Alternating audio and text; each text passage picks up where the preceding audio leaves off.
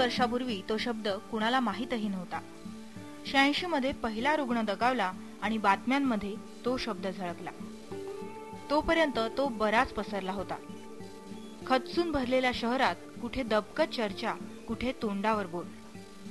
हजारो किलोमीटर पार करणारे ट्रक ड्रायव्हर्स, कोट्यावधींच्या फंडिंगचे आकडे, एड्स आणि कंडोम, दोन शब्द घराघरात पोहोचले. कंडोम के बिना पागल समझा. अयला सही बोला भाव. भाव बोलता है कंडोम पहनो, एड्स से बचो. सही है ना भाव. तरीही एक पिढी गाफील राहिली. आपला काय संबंध? तोपर्यंत खूप उशीर झाला होता. रेड लाईट एरिया ओलांडून, शहरांच्या सीमा भेदून, हायवे पार करून तो गावागावात पोहोचला. कधी अमक्याच्या नात्यात तर कधी तमक्याच्या शेजारी, अगदी उमऱ्यापाशी येऊन पोहोचला. कुठे करता पुरुष दगावला तर कुठे घरातल्या लक्ष्मीला जडला.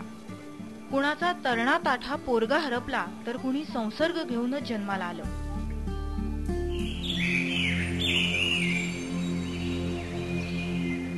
पण आज परिस्थिती बदललीय. मरण मागे सारून त्यांनी जगणं स्वीकारलंय. पॉझिटिव्ह झाल्याचं गुणणं मागे पडलंय आणि पॉझिटिव्हली जगण्याचा नवीन रस्ता सापडलाय. हाच रस्ता आम्हाला घेऊन गेला शिवाजी बर्गेंच्या घरात.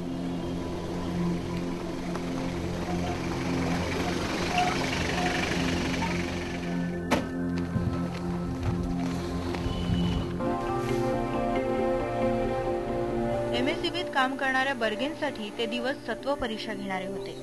पॉझिटिव्ह झाल्याचा रिपोर्ट हातात होता आणि ऍक्च्युअल माझ्याशिवाय अजून माझ्या कुटुंबियाला कोणाला संसर्ग आहे का, त्याशिवाय भविष्यामध्ये यांची जगण्याची वगैरे नेमकं भविष्यकालीन तरतुदीविषयी बऱ्याच गोष्टीचे प्रॉब्लेम निर्माण झाले होते.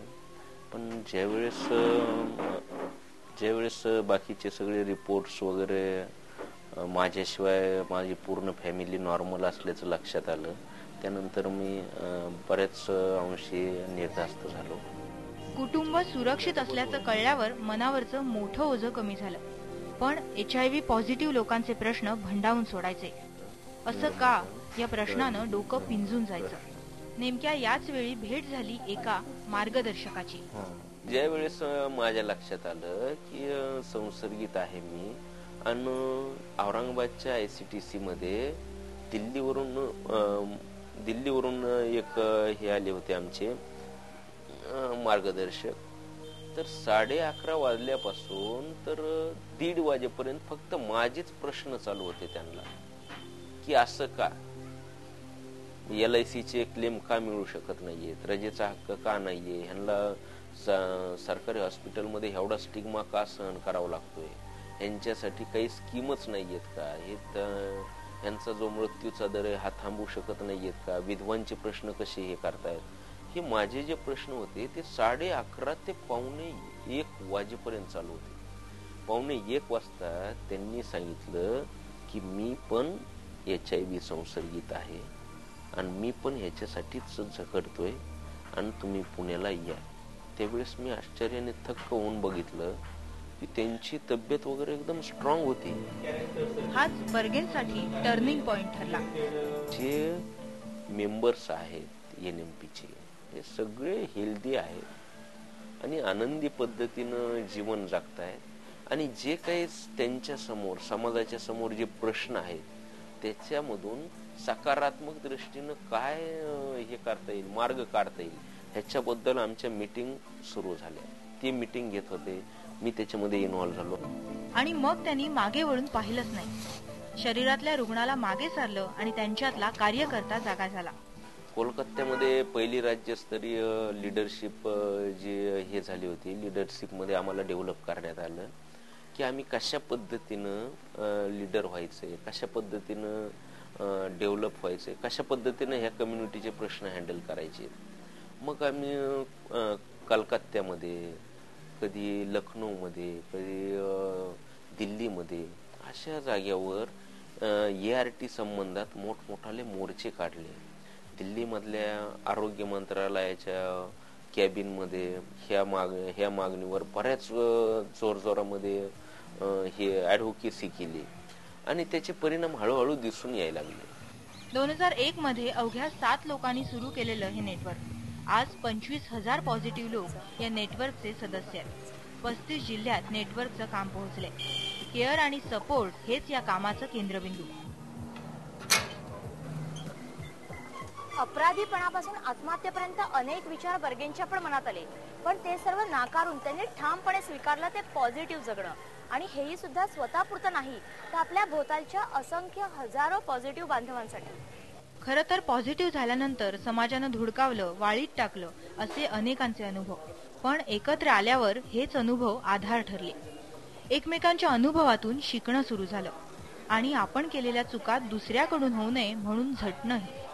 हळूहळू नेटवर्क वाढत गेलं. यातून स्वतःचं आरोग्य सुधारलंच, शिवाय सोबतीलाही आधार मिळाला. नेटवर्कचा महत्त्वाचा उद्देश म्हणजे आमचा HIV संसर्गित लोकांनी एकत्रित येऊन संस्था स्थापन केलेली आहे. तर त्याच्यात हा सोशल वर्कर निगेटिव्ह आहे, म्हणजे पूर्ण स्टाफ पॉझिटिव्ह आणि सोशल वर्कर निगेटिव्ह. म्हणजे जनतेला हेच दाखवून द्यायचं आहे की HIV संसर्गित आणि असंसर्गित यांच्यात कुठल्याच प्रकारचा भेद नाही आहे. आपण पॉझिटिव्ह लोकांमध्ये निगेटिव्ह लोक राहू शकतात, हाच माझा उद्देश आहे. तसं पाहिलं तर इतकंच पुरेसं होतं, पण त्याही पलीकडे जाऊन त्यांनी वसा घेतला समाजाच्या सुरक्षेचा. पॉझिटिव्ह प्रिव्हेन्शन हे या चळवळीतलं आज मुख्य काम बनलंय. त्यासाठी स्वतःचं स्टेटस ओपन होण्याची ते रिस्क घेतायत आणि समाजात HIVचा संसर्ग रोखण्यासाठी जागृती करतायत, पॉझिटिव्ह स्पीकर म्हणून. सर्वसामान्यतः HIV संसर्गित व्यक्ती आपलं स्वतःचं स्टेटस समाजात किंवा घरात शक्यतो ओपन न करण्याकडेच त्याचा कल असतो, जे की बरोबर नाहीये. कारण त्याच्यातून प्रॉब्लेम त्याच्या आयुष्याला म्हणजे क्रिएट होतात जास्त. आणि एकंदरीत सर्व समाजाचाच HIV कडे बघण्याचा दृष्टिकोन कलंक आणि भेदभावाचा असल्याने सामान्यतः सर्व समाजच तसा करायला लागला तर मग खूपच प्रॉब्लेमॅटिक परिस्थिती येते. आता समजा मध्ये येवला तालुक्यात वगैरे एका स्त्रीला असाच प्रॉब्लेम येत होता, तर त्यांच्या घरी न जाता त्यांच्या कॉलनीमध्ये वगैरे आम्ही तो प्रोग्राम केला. त्याच्यातून एक पूर्ण म्हणजे तेवढ्या एरियाचंच पूर्णपणे प्रबोधन झालं. त्यातून त्या लेडीजला जो त्रास होत होता तो कालांतराने कमी झाला. वेदनेची जागा विश्वासानं घेतलीये. जागा म्हणून वाटतच नव्हतं, आता लय म्हणजे चांगलं वाटतंय. नेमकं काय केलं या नेटवर्कनं? आम्ही एक तर पहिल्यांदा पेशंट म्हणतच नाही, आलेले प्रत्येक जण आम्ही त्यांना क्लायंटच म्हणतो. पाहूया या ब्रेक नंतर.